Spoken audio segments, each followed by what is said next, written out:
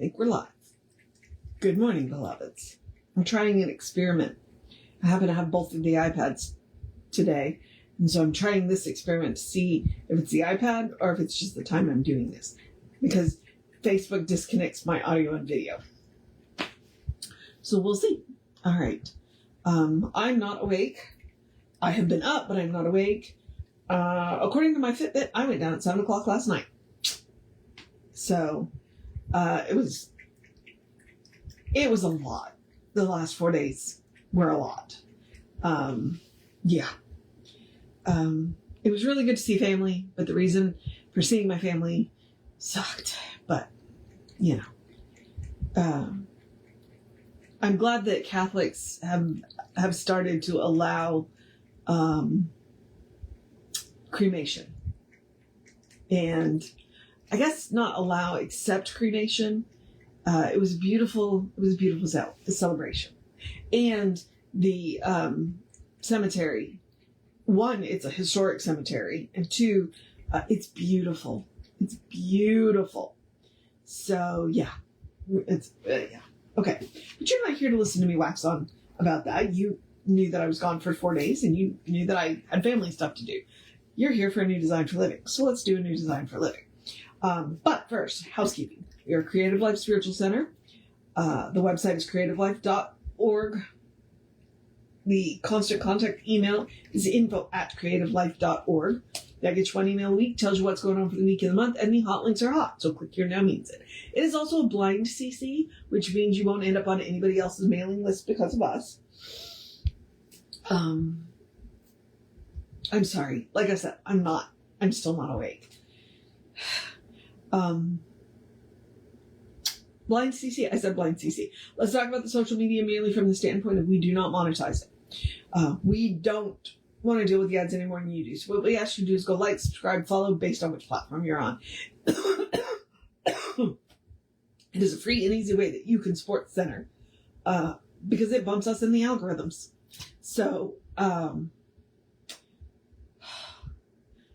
like, subscribe, follow based on which platform you're on, and then engage with the individual post by reacting to the post, commenting on the post, sharing the post. I already said the part about bumping the algorithms, and we are Creative Life Spiritual Center or Creative Life Spark, and I am the running Rev Ryan across all the social medias that I am on. So here we are. Okay, let's get on with this.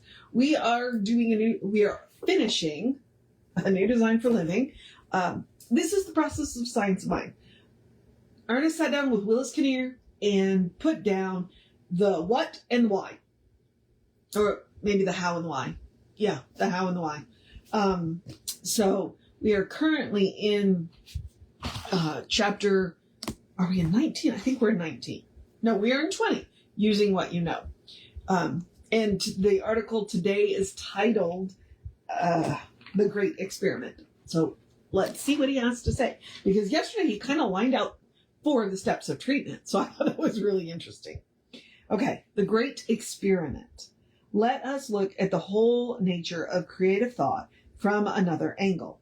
Every treatment one gives is, in a certain sense, an experiment with a principle which will never fail to operate. The principle, always being present and always powerful, both omnipotent and omnipresent,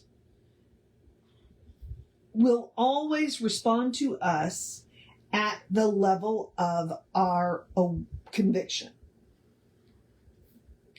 Okay, and that's super important. It responds to us at our level of conviction. So if we half-heartedly believe it, it's going to half-heartedly respond. And if we full-on believe it, what we like to call hardball metaphysics, it's going to respond the same way. So it responds by corresponding. What you put into it is what you get out of it. Okay? And it will also, of necessity, respond in the manner and the form of the conviction, which is what I just said. Therefore, an effective prayer, a spiritual mind treatment, is a definite and specific thing. Okay? A definite and specific thing. Just don't get lost in the details.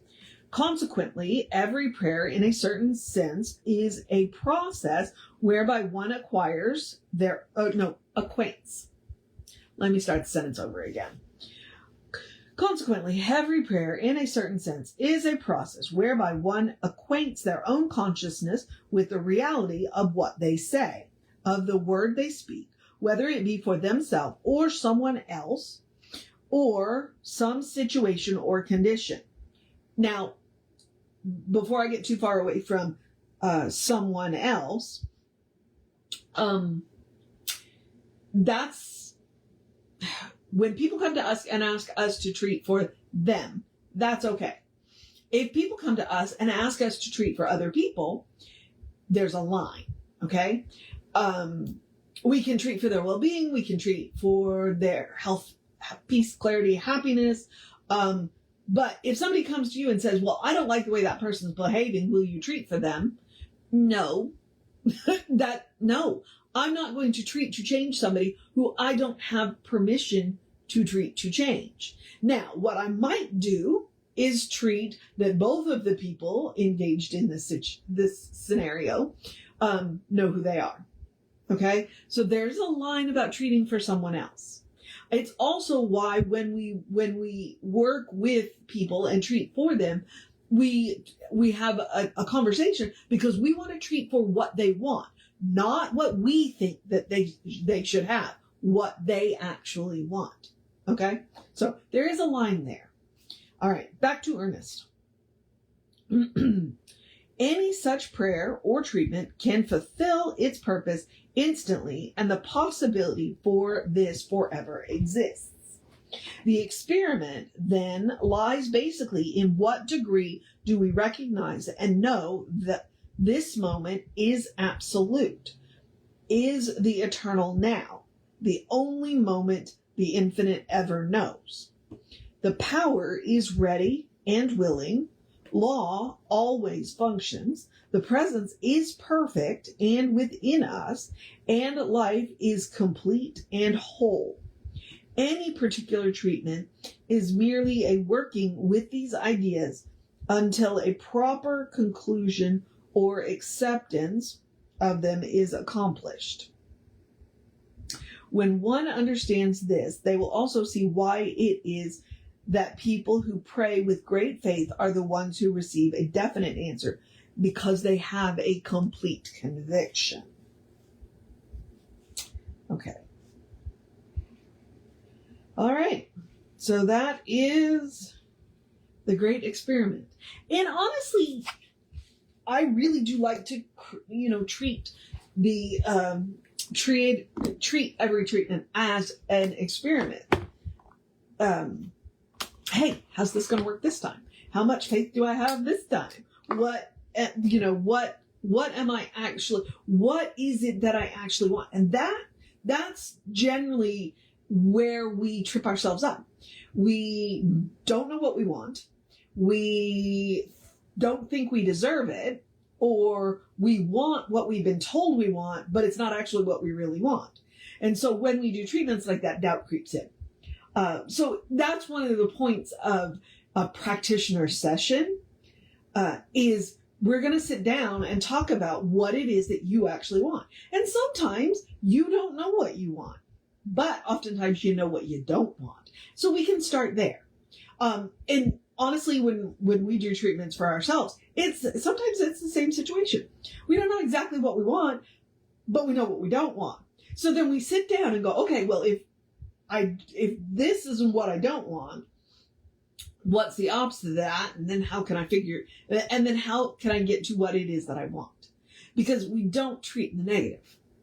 As you said, we're telling reality what it is.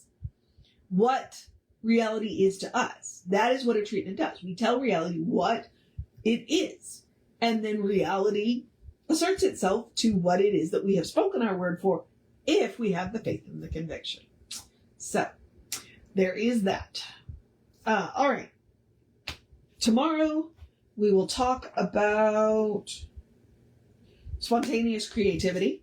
Today, I'm going to wrap myself up and go back to work and see how many emails are in my inbox. Fortunately, I only missed 2 business days. So, yeah. So hopefully it won't be too bad. It's different when I'm gone during the week. This time I was gone Friday and Monday and Saturday. So, all right. So that is the great experiment. Try it out. As I like to say, try it. You might like it. Although I think that's a life commercial for the cereal. So, all right.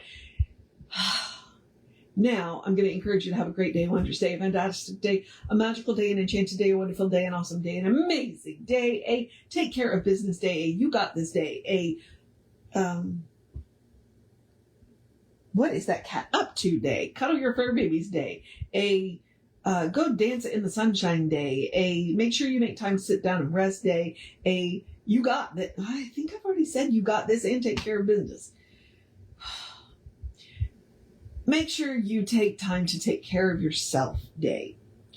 Definitely think I need a little more self-care here. Have a good day. And if that is too much pressure, simply have a day. You are enough, just as you are. You are a beloved expression of the divine. You are a brilliant light, a divine spark, spirit in motion, God in action, an absolutely beautiful masterpiece, and a work in progress at the same time, at your own pace. And, as Reverend Jesse likes to call us, you are a godly. All right, so explore the truth of your being.